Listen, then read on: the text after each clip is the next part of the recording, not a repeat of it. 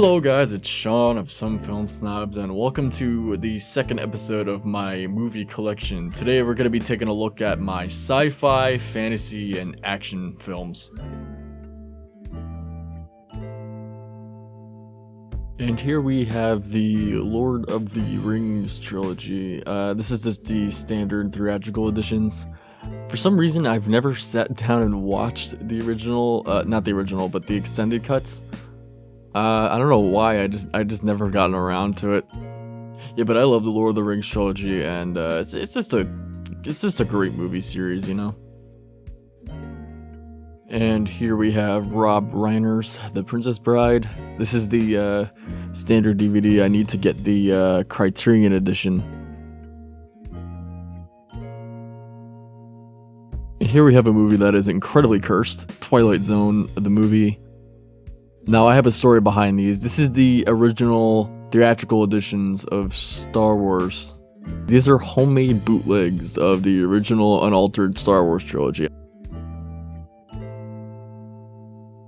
Here actually is the 1995 VHS box that I have. This was my grandfather's, but for some reason he didn't get the widescreen edition, which is bummer. I can probably get that, but you know. This is actually how I first saw these movies. And here we have the standard Blu-ray edition of The Force Awakens with this really kind of cool slipcover, how it's like the logo with the artwork inside the Star Wars font, and then once you take the slipcover off, it's the original poster. I actually saw this movie when it came out, 2 days after it came out, and theater was full. That was probably the best movie theater experience I ever had.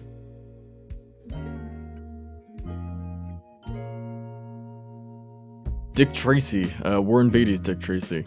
Decent movie. I love the visual style of it.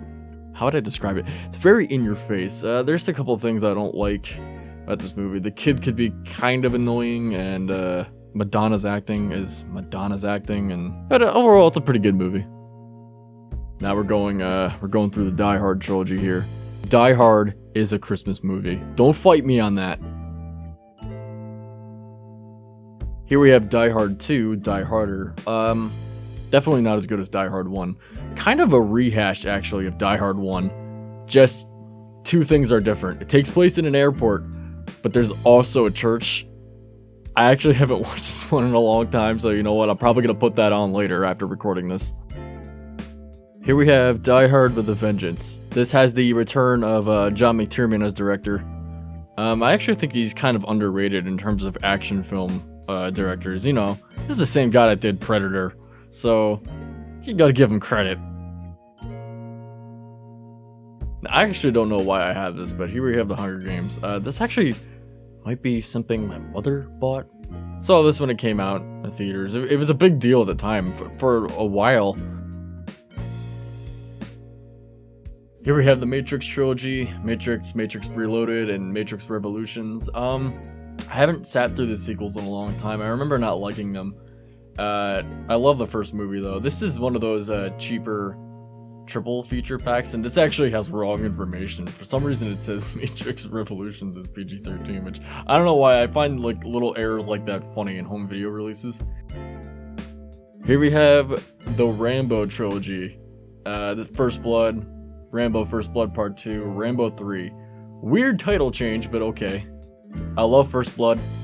Rambo First Blood Part 2 is okay. Definitely not as good as First Blood, and Rambo 3 fucking sucks. I don't like Rambo 3.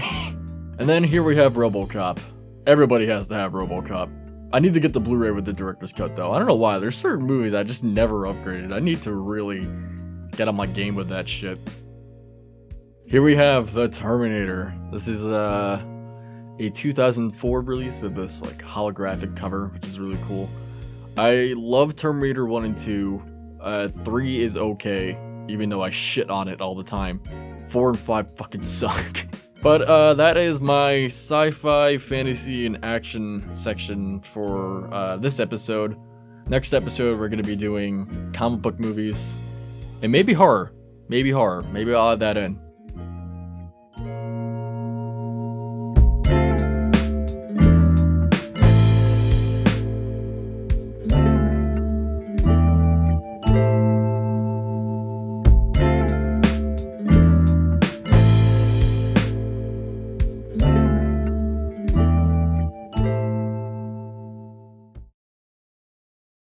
If you enjoy our content, then please consider supporting some film snobs on Patreon. Thank you.